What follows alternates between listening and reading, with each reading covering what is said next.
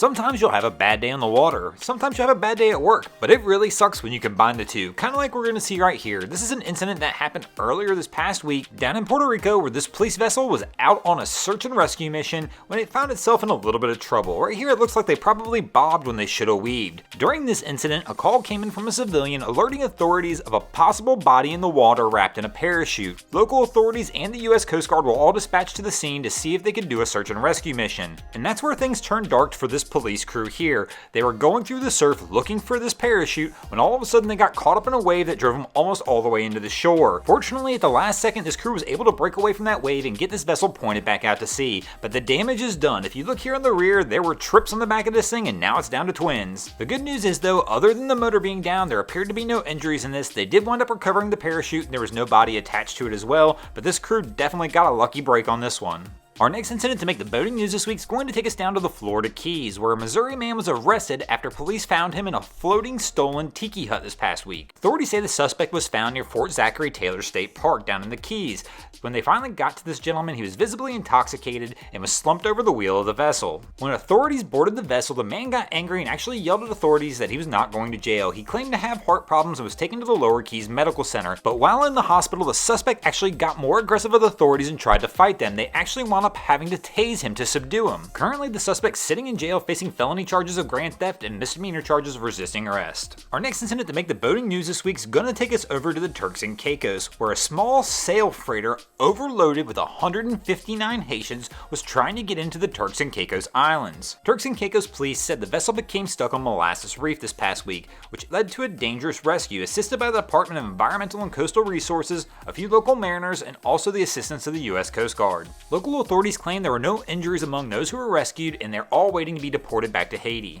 Our next incident to make the boating news this week is going to take us over to Fort Lauderdale, where officials are investigating a fire that broke out at a boat docked at Bahia Mar Marina, which also caused some damage to the yacht that was right behind it. The cause of the fire is still being investigated this time. There were 2 people and 2 dogs who were rescued from the boat that caught ablaze. And as I mentioned, the cause is still under investigation on this one, but that didn't stop the old internet from going a little crazy here. All the comments I've seen about this already say the same thing. Obviously, the yacht owner owned that boat in front of it and was trying to collect the insurance money. Of course, I'm not saying that was the case, but I just always find it amusing that anytime there's a fire near a yacht or on a yacht, that always seems to be the case, that everybody thinks it's about the insurance money. Our next incident in the boating news this week is going to take us to Auckland, where this past Sunday, America's Magic's Patriot yacht dramatically capsized in gusty conditions in the harbor. Typically, this is not the biggest deal in the world, and crews are prepared for this at the America's Cup events, and they actually went back out and righted this vessel fairly quickly. The problem is, once the vessel was righted, it became apparent very fast that the vessel was taking on water and was actually sinking.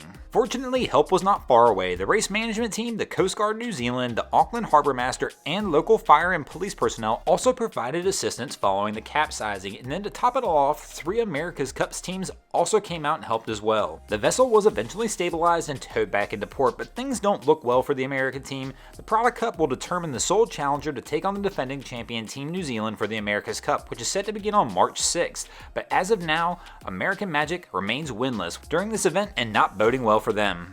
Our next incident to make the boating news this week is going to be another RNLI save, where a couple of weeks back, 2 dog walkers were out walking their dogs along a beach when they found themselves in trouble and they found themselves stuck in mud up to their waist. The UK Coast Guard was alerted, but they actually requested that the RNLI launch a hovercraft to assist. RNLI hovercraft and her crew arrived to find the victim chest deep in water stuck, while the 8 dogs were on the beach being looked at by other civilians. But once the crew hit the beach, the dogs became overjoyed and excited when they saw their owner. The person was released after being medically examined, safe with no injuries. Thanks for watching, guys. I hope you enjoyed this week's episode of Boating News of the Week. If you ever see anything crazy happening on your waterways, be sure to hit me up on Facebook or Instagram and let me know, and you might see your stories over here, just like Gerardo Ramirez and Blake Irwin did this week. And if you guys haven't already, go ahead and drop an anchor on the subscribe button. If not, we're coming to steal your drain plug.